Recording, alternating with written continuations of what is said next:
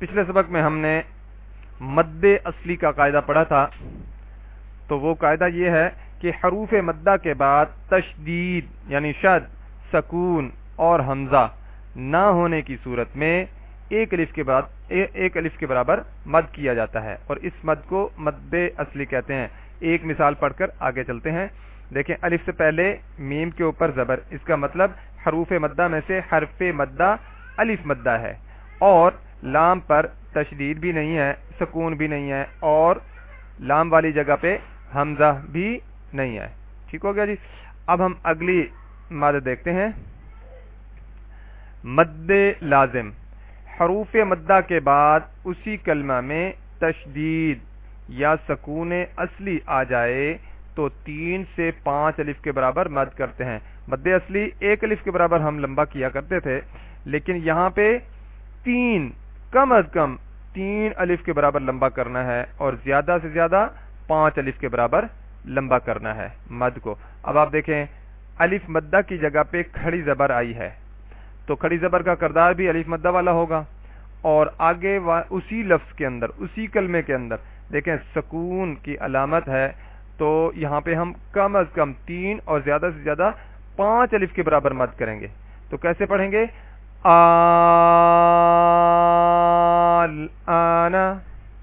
اسی طرح آپ دیکھیں، یہاں پہ الف مدہ کی جگہ پہ کھڑی زبر ہے حمزہ کے اوپر، اور ذال پر تشدید ہے، درمیان میں الف پر بھی کچھ بھی نہیں ہے اور لام پر بھی کچھ نہیں ہے، تو ان دونوں حروف کو ہم نہیں گنیں گے، ہم ڈائریکٹ ذال کو دیکھیں گے جس کے اوپر تشدید ہے۔ تو یہاں پہ بھی یہ کلمہ بھی پھر ایک ہی ہے، یعنی ایک لفظ کا حصہ ہے، تو یہاں پہ ہم 3 سے لے کے 5 الف کے برابر مد کریں گے۔ ذکرینی۔ اسی طرح آپ دیکھیں، الف مدہ، الف سے پہلے زبر اور را کے اوپر تشدید ہے، مضارن۔ اسی طرح آپ دیکھیں، الف سے پہلے ہا کے اوپر زبر ہے، اور جو ہے یہ الف مدہ ہے، اور اس کے بعد جیم اسی لفظ کا حصہ ہے، یعنی اسی کلمہ کا حصہ ہے، اور اس پر تشدید ہے۔ تو پڑھیں گے کیسے؟ اچھا، واو ساکن سے پہلے پیش ہے، تو واو مدہ ہے، اور اس کے بعد نون پر تشدید ہے، تو یہ بھی اسی کلمہ میں ہے۔ تو اس طرح یہاں پہ بھی مد لازم ہو رہی ہے۔ تو اب ہم دونوں جگہوں پہ مد کریں گے، جو والی جگہ پہ بھی اور ہا والی جگہ پہ بھی۔ تو کیسے کریں گے یہ میں اب آپ کو پڑھ کے بتاتا ہوں۔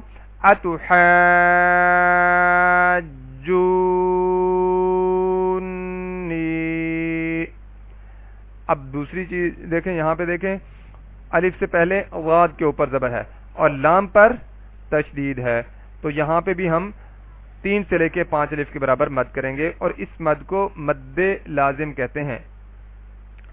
وَوَجَدَكَ ضَالًّا فَهَدَىٰ، یہ جو ہم سورۃ فاتحہ کے اندر پڑھتے ہیں نا، وَلَا الضَّالِّينَ، یہ بھی مد لازم ہے۔ اچھا، اسی طرح دیکھیں، دال کے اوپر تشدید ہے، لیکن اس سے پہلے حرف مدہ ہے الف مدہ، الف سے پہلے زبر ہے، تو یہاں پہ بھی 3 سے لے کے 5 الف کے برابر مد کریں گے، اور اس مد کو مد لازم کہتے ہیں۔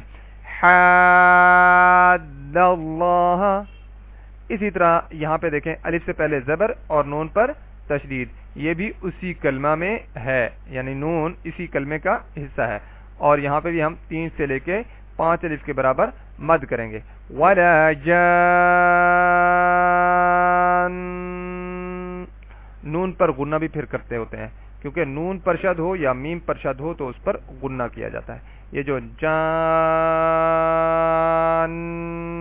یہ جو میں نے کیا ہے، یہ آخر میں نون کو ناک میں نون کی آواز کو دبایا ہے، تو یہ دبانا غننے کی علامت ہے۔ ٹھیک ہو گیا جی۔ آج کا ہمارا سبق یہاں پر مکمل ہوتا ہے۔ سبحانک اللہم وبحمدک، نشہد ان لا الہ الا انت، نستغفرک ونتوب الیک۔ السلام علیکم ورحمۃ اللہ